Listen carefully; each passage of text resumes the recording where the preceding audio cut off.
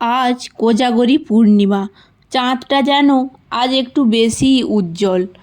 গ্রামের উঠোনে সাজানো আলপনা ধূপের গন্ধে ভরে আছে বাতাস। দূর থেকে ভেসে আসছে ঘণ্টার ধ্বনি। নারীরা হাঁসুয়া হাতে ধান ঝাড়ছে, কারণ আজ লক্ষ্মী পূজা। এই একদিন সারা বছরের যত দুঃখ, যত অশান্তি সব কিছু ভুলে মানুষ আশা রাখে আজ দেবী আসবেন, সুখে ভরিয়ে দেবেন ঘর। কিন্তু তোমরা কি জানো, এই লক্ষ্মী দেবী একদিন স্বয়ং অভিশপ্ত হয়েছিলেন। এক রাতের অভিশাপে তিনি ত্যাগ করেছিলেন স্বর্গলোক। আর তখন থেকেই পৃথিবীতে শুরু হয়েছিল অভাব আর অন্ধকারের যুগ। নমস্কার প্রিয় শ্রোতাবৃন্দরা, স্টোরি টক ইউটিউব চ্যানেলে আরও একটি নতুন ভিডিওতে আপনাদের স্বাগতম। একটা সময় ছিল, দেবলোক ছিল পরিপূর্ণ ঐশ্বর্যে। সব দেবতা ধনবান, সুখী ও তৃপ্ত ছিলেন। আর সেই সব কিছুর মূলে ছিলেন দেবী লক্ষ্মী। তিনি শুধু ধনের দেবী নন, তিনি শুভ, সৌন্দর্য আর কল্যাণের প্রতীক। যেখানে তিনি থাকেন সেখানে আলো, শান্তি আর সম্প্রীতি থাকে। কিন্তু একদিন স্বর্গে শুরু হলো এক তর্ক।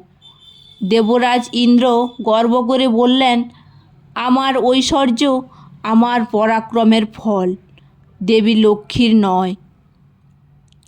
এই কথায় দেবী মৃদু হেসে বললেন, রাজা, আমি যেখানে থাকি সেখানেই ঐশ্বর্য থাকে। তুমি যদি মনে করো তুমি আমার প্রয়োজন বোধ করো না, তবে আমি চলে যাই। ইন্দ্রের অহংকার তাতে কমল না, বরং বাড়ল। তিনি বললেন, যাও তবে, দেখি তোমাকে ছাড়া আমার রাজ্য কেমন থাকে। আর ঠিক তখনই দেবী লক্ষ্মী স্বর্গ ত্যাগ করলেন। তারপর থেকেই দেবলোক অন্ধকারে ঢেকে গেল। দুধে জল, ফুলে গন্ধ, মনে শান্তি কিছুই আর রইল না। সবাই বুঝল, ধন নয়, দেবী লক্ষ্মী প্রকৃত ঐশ্বর্য। দেবতারা ভীত হলেন।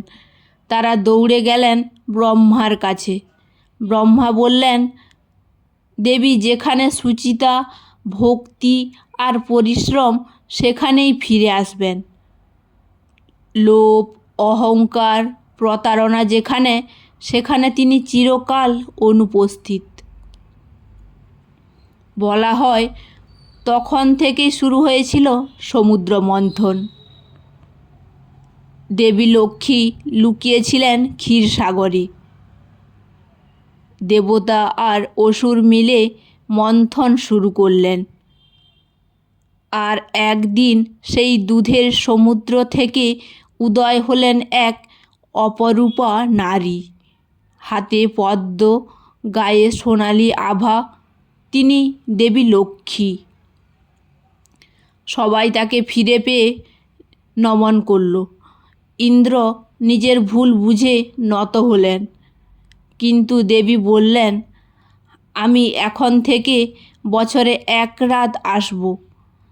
যে জেগে থাকবে, যার ঘরে শুদ্ধতা থাকবে, কেবল তাকেই আমি আশীর্বাদ দেব। সেই রাতটাই আজকের কোজাগরী পূর্ণিমা। তখন থেকে আজও বিশ্বাস, এই রাতে দেবী পৃথিবীতে আসেন। ঘুরে দেখেন কে জেগে আছে, কে অলস, কে মিথ্যা, কে পরিশ্রমী। যে ঘরে আলোর প্রদীপ জ্বলে, যে ঘরে মা লক্ষ্মীর নাম উচ্চারণ হয়, সেই ঘরেই তিনি প্রবেশ করেন নিঃশব্দে। কথায় আছে, একবার এক দরিদ্র কৃষক, নাম মধু, সারা বছর পরিশ্রম করেও তার ঘরে অভাব। তবু সে প্রতি কোজাগরী পূর্ণিমায় প্রদীপ জ্বালিয়ে মাকে ডাকে। গ্রামের লোক হাসে, বলে, তোর ঘরে কিছু নেই, লক্ষ্মী আসবে কেন? কিন্তু সে শুধু বলে, দেবী ধনের জন্য নয়, ভক্তির জন্য আসেন। 1 বছর সেই রাতেই মা লক্ষ্মী নেমে এলেন তার ঘরে।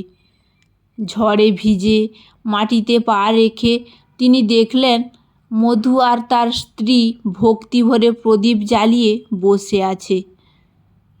দেবী বললেন, তোমাদের দারিদ্রতা আমি নেব, তোমাদের ভক্তি আমি রাখব চিরকাল। পরদিন সকালে দেখা গেল মধুর মাঠে সোনালি ধান দুলছে, আর গ্রামের মানুষ অবাক হয়ে বলছে, লক্ষ্মী সত্যিই আসে।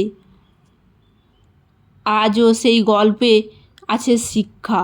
দেবী কেবল অর্থ দেন না, তিনি দেন শান্তি, সৌভাগ্য আর সততার আলো। তোমার ঘরে যদি আলো জ্বলে কিন্তু মনটা অন্ধকার, দেবী সেখানে প্রবেশ করবেন না। তিনি আসেন সেই হৃদয়ে যেখানে আছে কৃতজ্ঞতা, স্নেহ ও পরিশ্রম। প্রাচীন শাস্ত্রে বলা আছে, লক্ষ্মী কখনো স্থির থাকেন না, তিনি চলমান। তাই কেউ যদি গর্ব করে বলেন, আমার ঘরেই চিরকাল লক্ষ্মী থাকবে, তবে তিনি একদিন চলে যান নিঃশব্দে। তিনি ভালোবাসেন সরলতা। মাটি ঘরে আদর্শ আছে, পরিশ্রম আছে, সেখানেই তার পদচিহ্ন পড়ে। বাঙালি ঘরে তাই লক্ষ্মী পূজা মানে শুধু ধন কামনা নয়, এ এক আত্মার শুদ্ধতার উৎসব। আলপনার প্রতিটি বৃত্ত, প্রদীপের প্রতিটি আলো, ধানের প্রতিটি দানা যেন বলে, পরিশ্রমী পবিত্রতা, ভক্তি ঐশ্বর্য। তাই আজকের এই পূর্ণিমার রাতে যদি তুমি প্রদীপ জ্বালাও, ভালোবাসা নিয়ে মাকে ডাকো, তবে তিনি তোমার ঘরে আসবেন। তার পদচিহ্নের আলোয় জেগে উঠবে তোমার মন, তোমার সংসার, তোমার জীবন। এই রাতটা শুধু পূজার নয়, এই রাত ভক্তির, জেগে থাকার, নিজের অন্তরের অন্ধকার দূর করার। লক্ষ্মী দেবী আজও প্রশ্ন করেন, কে আছে জাগ্রত? তুমি যদি জেগে থাকো তবে জানো, মা লক্ষ্মী ঠিক তোমার দোরগোড়ায় এসে দাঁড়িয়ে আছেন। আজকে এই পর্যন্ত। পরের দিন নতুন কোনো ভিডিওতে দেখা হবে। আর ভিডিওটি যদি ভালো লেগে থাকে তবে অবশ্যই লাইক, কমেন্ট আর শেয়ার করতে ভুলবেন না। এবং নতুনত্ব ভিডিওর জন্য চ্যানেলটিকে অবশ্যই সাবস্ক্রাইব করে পাশে থাকবেন। ধন্যবাদ।